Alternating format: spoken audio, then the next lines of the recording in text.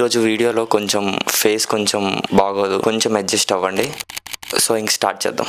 మనలో అందరికీ new year start అయిందంటే న్యూ ఇయర్ రిజల్యూషన్స్ అని కొన్ని రాసి పెట్టుకుంటాం. అవి 6 months అయ్యాక చూస్తే ఎక్కడున్నాయో కూడా తెలియదు. అదే మనం ఒక వీడియో రికార్డ్ చేస్తే అలా అని 6 months అయ్యాక డిలీట్ చేస్తాను కాదు.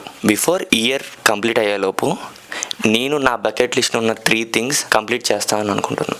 మాట్లాడుకునే ముందు సబ్స్క్రైబ్ చేసి పెట్టుకోండి.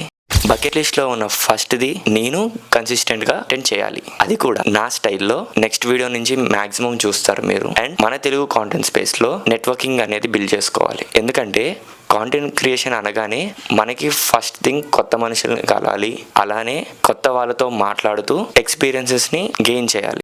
నా బకెట్ లిస్ట్లో ఉన్న సెకండ్ది జిమ్కి వెళ్ళి వర్కౌట్ చేయాలి. 24/7 రూమ్లోనే ఉంటున్నా, మనకి బద్ధకం పోవాలి భయ్య.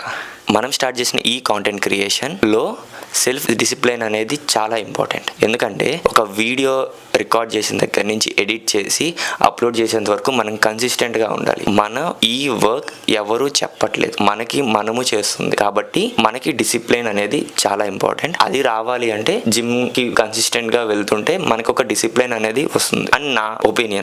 లాస్ట్ది, యాజ్ ఎ స్టూడెంట్గా నేను నా పాకెట్ మనీ ఎర్న్ చేసుకోవాలి. అది ఎలా అంటే బయట చాలా స్కిల్స్ ఉన్నాయి. వీడియో ఎడిటింగ్ కానీ, గ్రాఫిక్ డిజైనింగ్ కానీ, కాంటెంట్ రైటింగ్ కానీ, కాపీ రైటింగ్ కానీ, ఇలా చూసుకుంటే మార్కెట్లో చాలా ఉన్నాయి.